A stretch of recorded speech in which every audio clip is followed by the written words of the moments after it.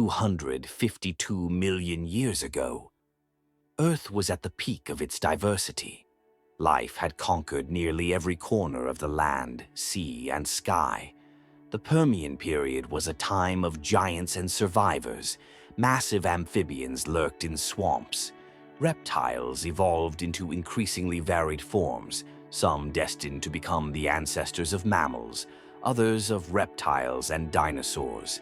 The seas swarmed with life, from schools of armored fish to delicate coral reefs. Here, in this ancient world, Dimetrodon ruled the land, a predator unlike any we know today. Its great sail may have helped it regulate its body temperature, or perhaps it was a signal of dominance. Above the water's surface, the air was rich with oxygen, breathable, energizing, and life-sustaining. Beneath it, reefs teemed with strange organisms, sponges, brachiopods, and trilobites, survivors of millions of years of change. Yet, this paradise was fragile. Its balance depended on oceans staying cool, climates staying stable, and ecosystems staying connected. Few could imagine that this stability was about to shatter. It began deep within the Earth, in a region we now call Siberia. Here, the planet's heartbeat quickened. Magma pushed upward, fracturing rock, venting gases. What started as isolated eruptions grew into a relentless onslaught. An event so vast it would be measured not in days, years, or centuries, but in hundreds of thousands of years. The Siberian Traps, one of the largest volcanic provinces in Earth's history, spewed lava across an area the size of modern Europe. Rivers of molten rock buried forests, plains, and lakes. Columns of ash blotted out the sun. But the greatest danger was invisible. Every eruption released enormous amounts of carbon dioxide and sulfur dioxide into the atmosphere. These gases triggered a cascade of deadly effects: acid rain that stripped life from the land, greenhouse gases that trapped heat, and chemical reactions that poisoned the seas. At first, life fought back. Coral reefs tried to grow through the damage. Forests regrew after each lava flow. But the pressure kept building. The oceans, vast, seemingly eternal, became a slow-moving killer.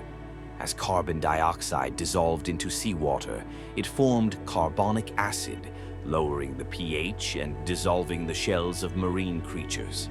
The warmer the water, the less oxygen it could hold, suffocating fish and invertebrates. Whole food chains collapsed. The great reefs of the Permian vanished almost overnight.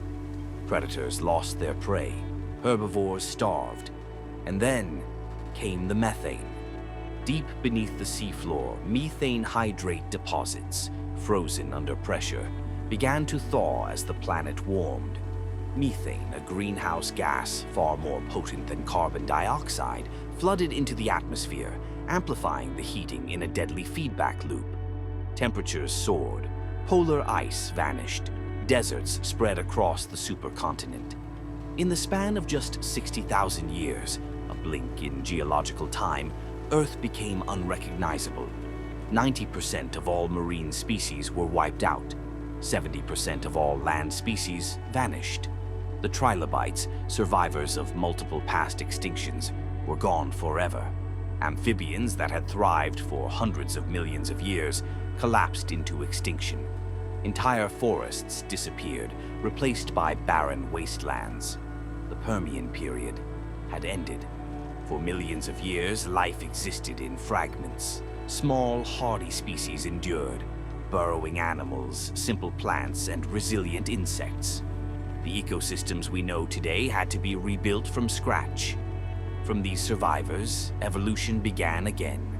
Slowly, over millions of years, life diversified once more. And in time, new rulers emerged: the dinosaurs. The day the Earth almost died is not just a story of loss, it is a story of warning.